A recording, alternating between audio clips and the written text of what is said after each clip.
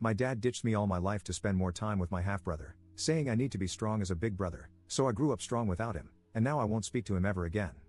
Posted by you/only_wasabi7243.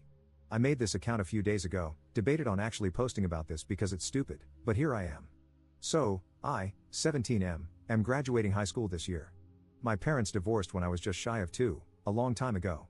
Dad remarried, mom remarried, then divorced again, and she's single. Dad had another son with his wife. His other son is 14. My entire life, his other son has taken more importance. I was told that since I'm the older brother, I should be stronger and not make a big deal out of it. I was 9 years old, standing and looking out the window, waiting for my dad to show up, only for him to call my mom and tell me he can't make it because his other son has a dentist appointment and is freaking out. It was literally just a checkup. Yeah, sure, understandable, let me just go F myself. Stupid things like that kept happening. He ditched my sports games for random reasons, not even just because of my brother. He didn't come to my talent show when I was 15 simply because he didn't want to. That's it. He had no plans, nothing else he needed to do. Just didn't want to.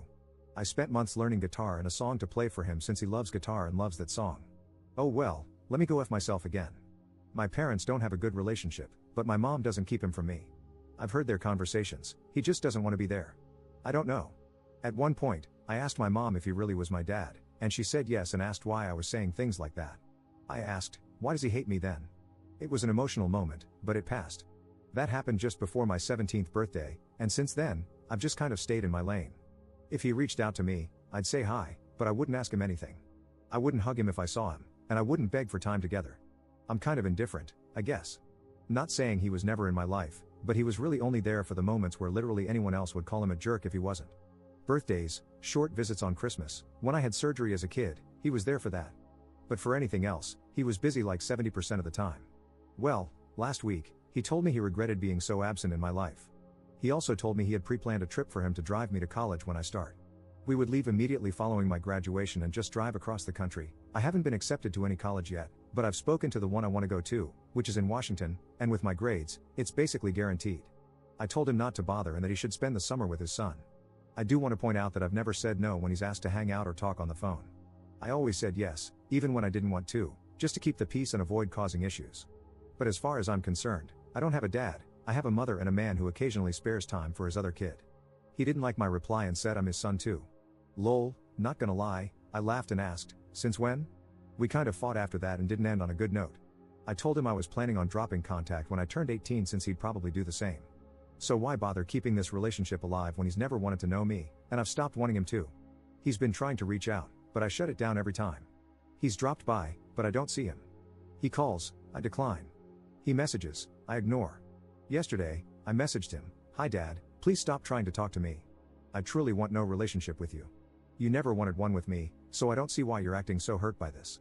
I don't know if you never gave a F about me because of your own hate for me or because of your wife, who never let me come over, I don't know, I don't care. I realized I don't have a dad a while ago and really accepted it recently. I'm not mad, I just don't care. Keep the same energy now that you've had for the last decade and stay away from me. I hope your relationship with your son stays just as important to you because he's your only kid. Have a good life. Dad told my mom, and now she's mad at me. She told me I should give him a chance because he's trying. She's not wrong, I do feel kinda bad because I could tell he was excited when he was describing our trip. Oh well.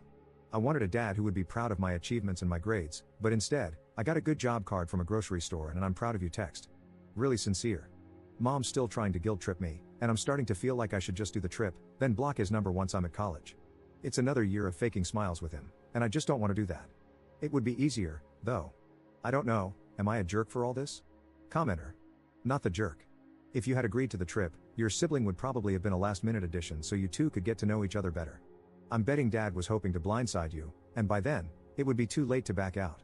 I would also ask your mom why she's defending him after all the hurt she's seen inflicted on you by his lack of caring. Op's response. She said she doesn't want me to regret anything later in life. I told her I won't, but she's still pushing. Update 2 days later. Hi, I wasn't planning to make an update post, but more and more people kept asking for one, so here I am. I'm sorry I stopped replying, but the post got attention, and I freaked out a bit. I stopped replying, but I didn't stop reading the comments and the 100+ DMs people sent me. This won't be long. A lot of people told me to confront my mom about why she was pushing so hard, and I did. After a while, she gave in and told me we should ask my dad over. 25 minutes later, we're all sitting in my living room, and they tell me my dad has cancer. He won't get through it, and he won't be here for my 21st birthday, my college graduation, my wedding, or when I have kids. It's different when someone won't be there but could be, like an absent parent. Some of you suggested going no contact for a few years and reassessing later. Well, I can't do that. People told me to ask myself if I'd miss him if he was gone, and I do want a dad.